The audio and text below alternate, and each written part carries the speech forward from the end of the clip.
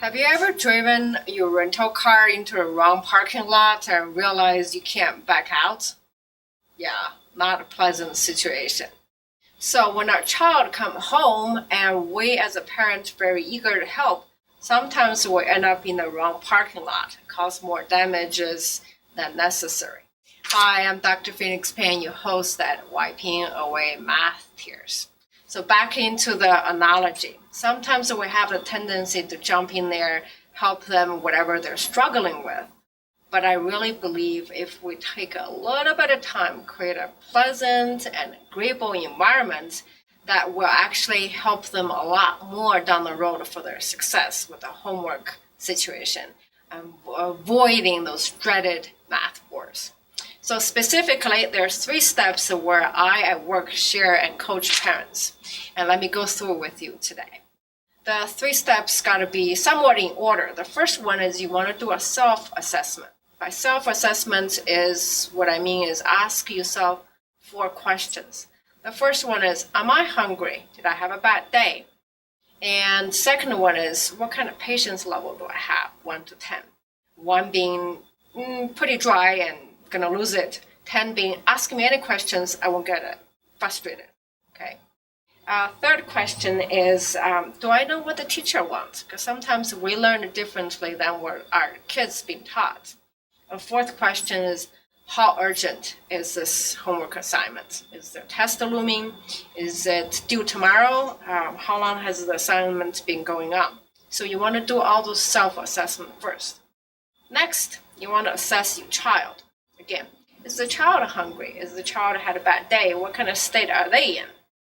Similar to you, right? Second one is the child anxious about the homework assignment? Do they have something else that's on their mind, right? Third thing is you want to help your child write down something, what I typically call it a note card expression card. Note card expression card, yeah, it's a mouthful. So specifically, if a child is totally lost, have a card like this, okay? And on the back have it written out, I'm pretty lost. If they're happy, everyone is happy and having good time, see, I'm doing great. And this is the most important one. I am pretty frustrated, I need a break. Now, it's important that they write those communication cards down before you start. That way that when they are under stress working with you, they can actually have the power to say what they need to say without hurting your feelings. And it's really important you take the time to honor whatever they say, right?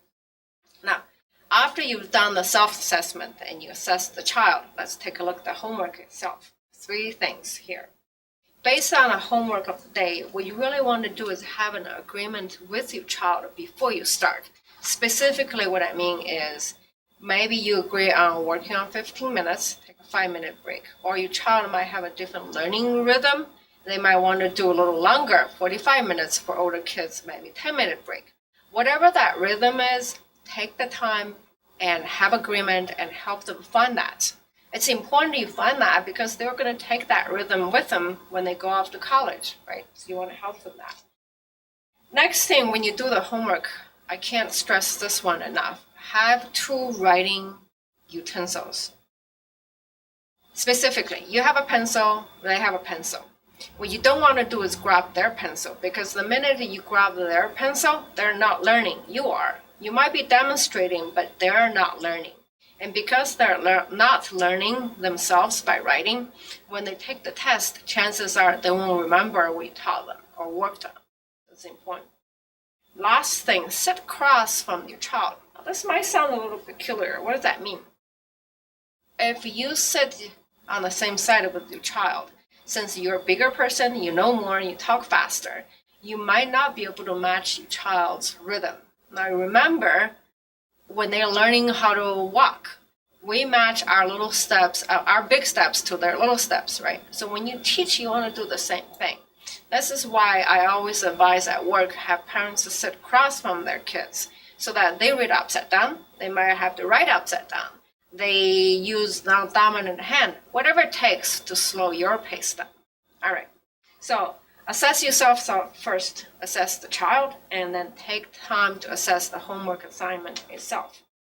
If you do this, I really believe you can create a more pleasant and conducive environment for you and your child. So what's the takeaway? Let me give you a few words of encouragement. It might not go right the first time, but don't give it up.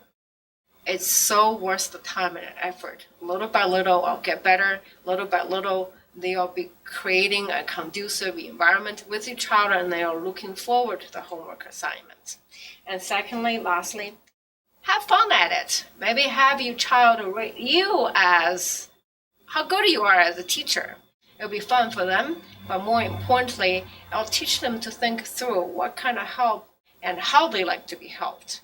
And don't be sensitive to taking their feedback, because end of the day, what you are looking for is not only just one homework assignment, but more importantly, you're trying to train and grow them as a scholar. It takes time. All right, that's it for today. Come back for more tips.